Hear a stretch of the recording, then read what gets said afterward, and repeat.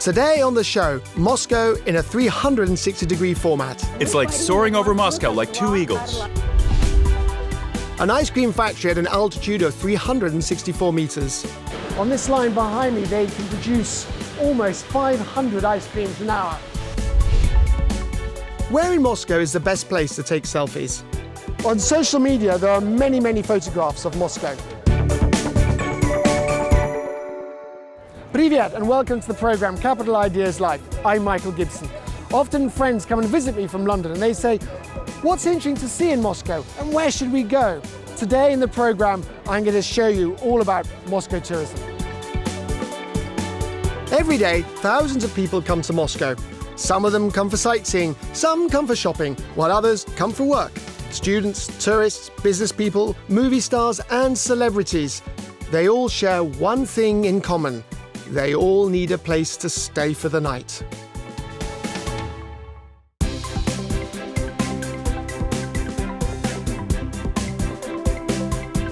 Book the room, please. Can you check it? My name is Antonio Siro. Thank you. Antonio came to Moscow from Italy for the first time.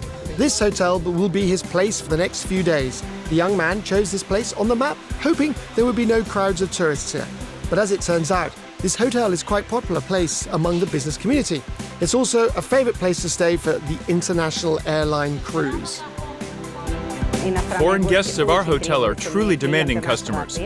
We had our hotel certified to meet their needs. Our hotel is in the business segment, and we consider ourselves to be a 5-star hotel. The more stars, the higher the requirements for a hotel. It's also important to be able to find a common language with all the guests. There's no language barrier, because our employees speak many languages. Most of my colleagues who work at reception speak 2 or 3 languages. Many of them speak Mandarin or French. Others speak Spanish. Many members of our team even teach themselves other languages to make it easier for them to understand our guests. And there are always a lot of guests here, so it's always better to book a room in advance, regardless of its price tier. It was especially difficult to find available rooms during the FIFA World Cup back in 2018. It was a very interesting time for our work and in our lives overall, because we felt like we were right there, in the middle of it all. The fans, the teams. We had 7 teams staying at our hotel, including the national teams from Saudi Arabia, Morocco, and our favorite teams, France and the UK. We even made this special showcase, highlighting all the autographs signed by the team members, and we're very proud of it. Moscow was able to accommodate all the fans largely due to solid preparations. Almost 30 new hotels were built for the Moscow Championship. As a result, 1,200 hotels were opened in the Russian capital during the summer of 2018. The Moscow government has created all the necessary conditions to facilitate the development of the hotel industry. This includes tax benefits for hotels. The commercial property tax on rooms is 0. So, in fact, hotels don't pay any taxes on their guest room space. That definitely creates favorable conditions for investors, where investment in hotel construction projects pay off much faster. The FIFA World Cup ended a year ago, yet the demand for hotels in Moscow keeps rising. Most tourists now come to the Russian capital from Asia and the Americas. Moscow's hotels are quite popular today because rooms cost much less, about 30 to 50% less than in Europe. The average room rate in Moscow is about 5,000 rubles. Of course, every guest, whether they're from Europe or Asia, has their own preferences, their own wishes. And of course, depending on the purpose of their visit, guests might ask different questions at reception and require different services. In terms of individual travelers who come here on business, to work and so on, they tend to use a wide range of additional services.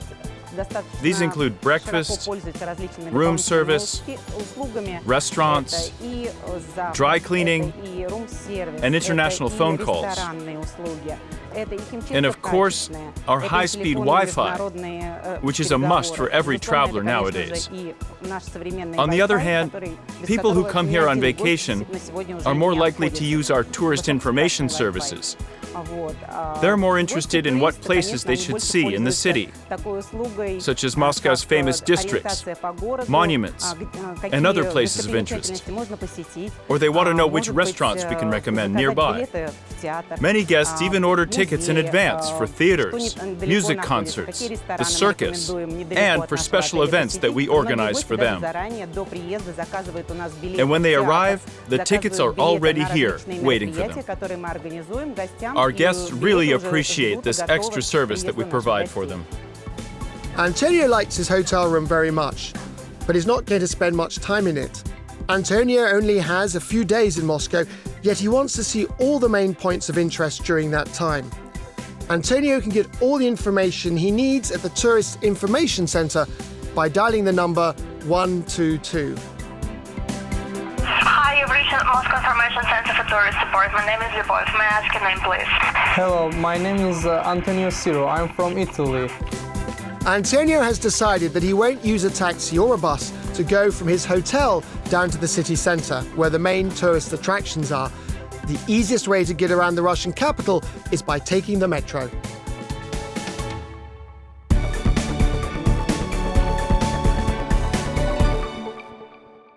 The Moscow Metro is considered one of the most beautiful metros in the entire world. A few of the stations they even call underground palaces.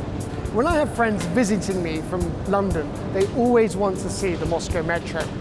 A few of the stations that I love to show them are Mayakovsky Station, Revolution Square Station, and Komsomolsk Station, where we are right now.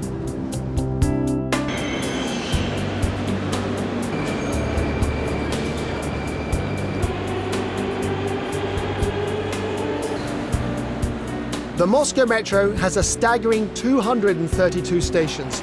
It's among the top 10 most beautiful subway systems in the world.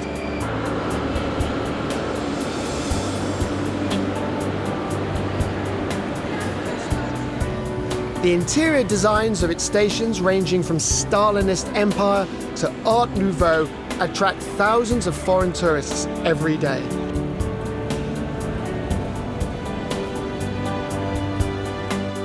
Maria, hello. Здравствуйте. The Moscow Metro is truly a unique and very beautiful place, and it's very popular with tourists. Tell me, which stations do they like the most? It's hard to choose. I should probably name the most interesting stations, the most popular ones among tourists. First of all, it's Ploshchad Revolyutsii and Komsomolskaya Koltsevaya, the one where we are right now. Tourists from China prefer stations with Soviet attributes, such as Kievskaya stations on the Koltsevaya and Arbatsko-Pokrovskaya lines. One has mosaics, while the other has murals, both featuring scenes from everyday life in Soviet Ukraine. There you can see factory workers, collective farmers, railway workers, as well as scenes from the Civil War. Visitors from China just love to come and see all of that. So we're now located in Komsomolsk metro station. Tell me, what is particularly special about this place? Komsomolskaya station is a special one. It was built as a gateway to Moscow. Nearby is one of the oldest metro stations, built in 1935. It's also called Komsomolskaya, yet it's on the Sokolnicheskaya line. The name Komsomolskaya is closely associated with the station's history. While the station was still under construction, it was supposed to eventually be named Kalanchovskaya, after the name of the place where it was built. But there was an accident, and workers from a Komsomol brigade came to the rescue. So the station and the square above it were renamed Komsomolskaya. It was opened in 1952. It was literally the first place that people saw when they came to Moscow, their first experience of the city. The mosaics adorning the ceiling here at Komsomolskaya depict Russia's military history.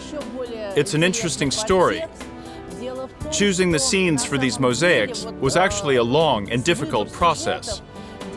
These are illustrations, for a speech by Stalin at the parade on November 7th, 1941. At the end of his speech, Stalin said that Russian soldiers going to war should find inspiration in the great deeds of their brave ancestors, such as Alexander Nevsky, Dmitry Donskoy, Minin and Pozharsky, Suvorov, and Kutuzov. And they should go off and defeat fascism under the banner of Lenin. You can really learn a lot about Russian history here, because these mosaics depict heroes such as Alexander Nevsky in events like the Battle of Kulikovo. These are major landmarks in Russian history. Novoslobodska is another notable station on the Koltsova metro line. Just like Komsomolska, it was also opened in 1952.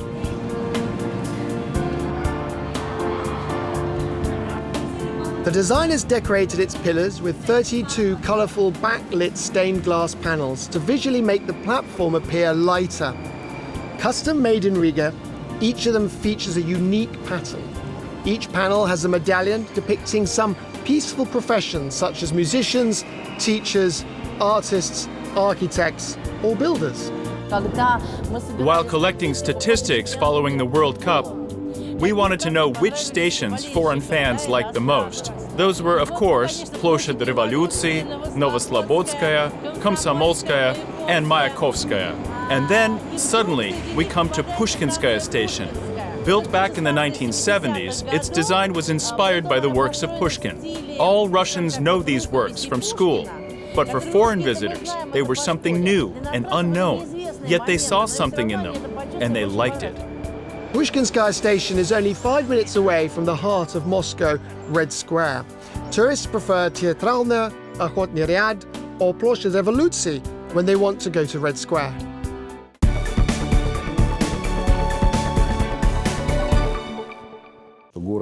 The city truly has become more comfortable, safer, and cozier.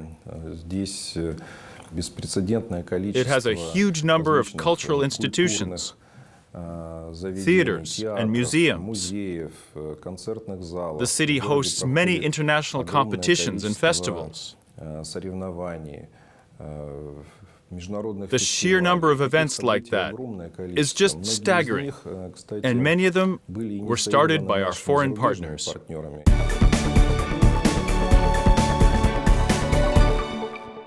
Red Square is the real heart of Moscow. Around here there are so many fascinating places. For example, take this, the Historical Museum. This building you can see in many tourist photographs. But now, you and I are going to take a look inside.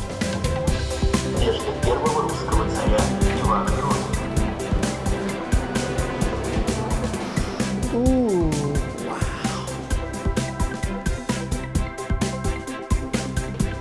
The State Historical Museum is one of the largest museum complexes in the world. It turned 147 years old this year. We're now in this beautiful hall. Tell me, what's in it?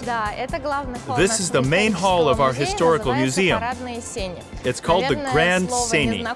The word Seny must be unknown to you. The thing is, our museum is a museum of Russian history. And accordingly, all its halls have been named and decorated so that visitors can really feel the sense of history.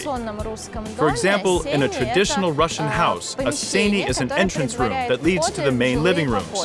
Our Seny also leads to the main exhibition halls. I see some interesting pictures up on the ceiling. What are those? It's the family tree of Russian monarchs. And tell me, what can we see in this museum? Our museum is one of the largest in the world. There are around 5 million artifacts and about 15 million manuscripts in our collection. And more than 20,000 of them are currently on display. A mere 1% of our entire collection. This exhibition includes showpieces from periods ranging from the Stone Age to the 19th century Russian Empire. And the building itself is a real landmark of Red Square. Could you tell us something about it? Yes, this building was constructed in the late 19th century, specifically for our museum. It was designed by the architect Vladimir Sherwood in the Russian style. The late 19th century was a very important period. It was a time when the origins of our nation became very important for us. They can be found in both Kievan Rus and the Byzantine Empire. And traditional Russian architecture reflects that. Each hall on the ground floor is decorated in accordance with the era its showpieces belong to. And these interiors can only be seen in our museum. And do you offer guided tours in foreign languages? Yes, every summer we organize group tours. This summer we offered tours in virtually any language you can think of. In Mandarin, in German, in Spanish, and of course in English. Foreign guests can come here and find something that interests them. It often depends on their nationality. People from Spain would be interested in one thing, while Chinese tourists would be fascinated by something entirely different. And our museum can offer interesting, unique artifacts for everyone. For example, our museum is the only museum in the world that has a real dolmen in its collection. It's a megalithic tomb. Similar dolmens have been found all across Europe, and in Russia too, but only one of them is displayed in a museum. And it's in our museum. We have in our collection the oldest boat ever discovered in our country. We also have a very unique globe made to order for Queen Christina of Sweden back in the 17th century. But she didn't purchase it, after all, because of her abdication. It was made by the Dutch cartographer Willem Blauw. It's one of the largest globes in the world, and this globe is also in our museum. We have tons of unique artifacts. Europeans, for example, are often eager to know about Russia's place in European culture of the 18th and 19th centuries, or learn something about Russian traditions and ways of life back in the 16th and 17th centuries. Because back then, our culture was significantly different from European culture. Although European culture did find its way to Russia, it's interesting to compare. The State Historical Museum also includes several sites that are landmarks not only for Moscow, but for all Russia. These are the chambers of the Romanov Boyars and St. Basil's Cathedral. The latter is also located on Red Square. On social media, there are many photographs of Moscow. In 2017, Moscow is in second place among cities of the world. This is truly a fabulous place where you can take so many beautiful pictures.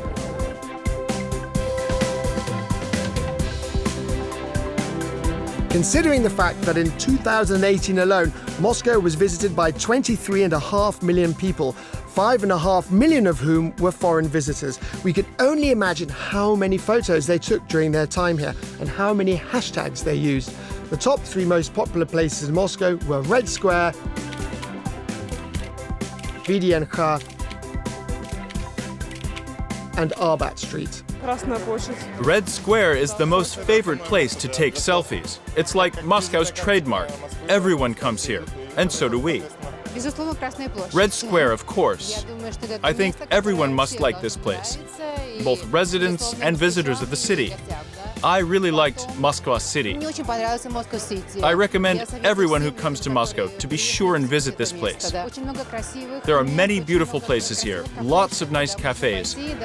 I think Moscow is a city worth more than one visit. I think it's a lovely city, a lot of special architecture and a lot of old things to see. It's lovely. It's very nice, a very good environment, friendly people, good security. Yeah, that's what I think is best. Red Square and Kremlin. Then, if we have time, we'll see some of the beautiful metro stations. We've heard a lot about them. Then maybe tomorrow we'll see the Space Museum, because I'm very interested in space. The Moscow International Business Center, also known as Moskva City, was 4th on the list. It's one of the newest tourist attractions in Moscow.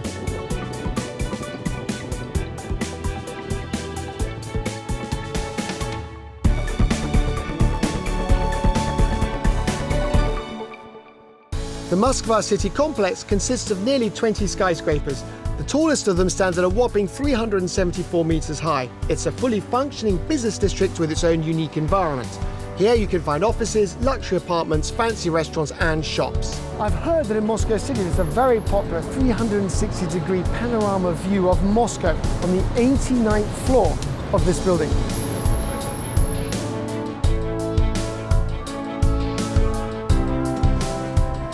It's taken us only 40 seconds to reach the 84th floor. That's really fast.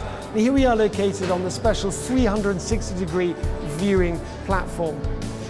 In front of us, we have all of Moscow. From the observation deck, you can take in a 360-degree panoramic view of Moscow. You have a bird's eye view across the major landmarks of the city, and special interactive programs can tell you all about any place or building you're looking at.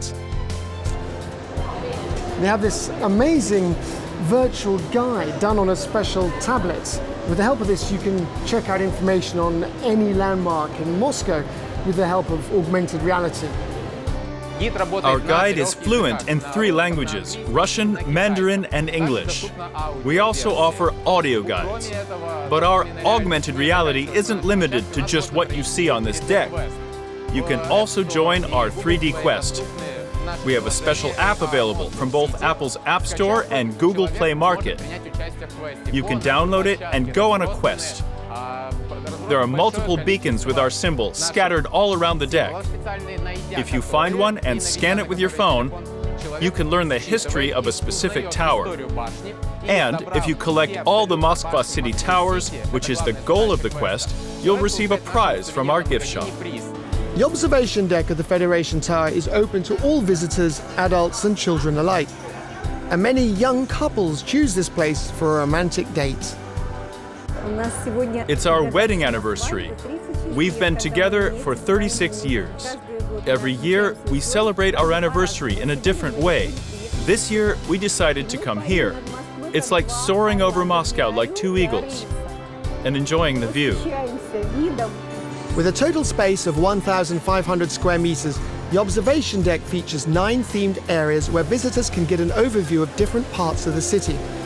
But you can also find here what you would least expect. We have here the highest ice cream factory in Europe. On this line behind me, they can produce almost 500 ice creams an hour, which is considerably more than I can eat. Next to the ice cream factory, there's a mini chocolate factory. While taking a tour, you can enjoy all these treats entirely free of charge. The chocolate factory was opened in July. It's a full-service enterprise. They do everything here, from grinding the cocoa beans to making the final product, chocolate and chocolate-covered hazelnuts. We also make ice cream cones here. Our ice cream factory has the capacity to make 6 million cones per year. From here, right on this observation deck, ice cream is packaged up and sent to stores all around Moscow and the Moscow region. In addition to the Federation Tower, there are dozens of observation decks all around Moscow, and not all of them are located on top of buildings. For example, the most popular outdoor observation deck can be found on Sparrow Hills. My favorite, Sparrow Hills, the highest place in Moscow. The views from here are absolutely fabulous. We can see University, Moscow City, Luzhniki Stadium, and lots of tourists. From here to Luzhniki Stadium, it only takes 5 minutes. The 2 banks of the Moskva River are connected by a new aerial tramway. It was built in the same place as the old one. In order to ride the cable car, first of all, you must buy a ticket. The main advantage of the aerial tramway is that it saves you time. Crossing the Moskva River on foot would take you almost 30 minutes, or you could travel the same distance by car in about 10 minutes. In any case, it would be much longer than taking a cable car. 35 cable cars are always at the disposal of Moscow's visitors. Each gondola has 8 places. You can also take a bike and a pram. The aerial tramway offers magnificent views of Novodevichy Monastery, Luzhniki, Niskuchny Garden, Moskva City, and many other points of interest. This aerial tramway itself is also one of the main tourist attractions in Moscow.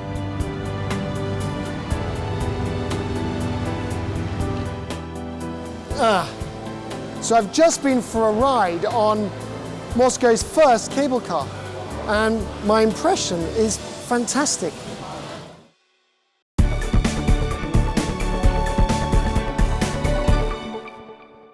Moscow really is such a bright and energetic city. It's full of so many interesting things, but you have to come and see it with your own eyes. I'm Michael Gibson. It's Capital Ideas Life. See you in the next program. Bye.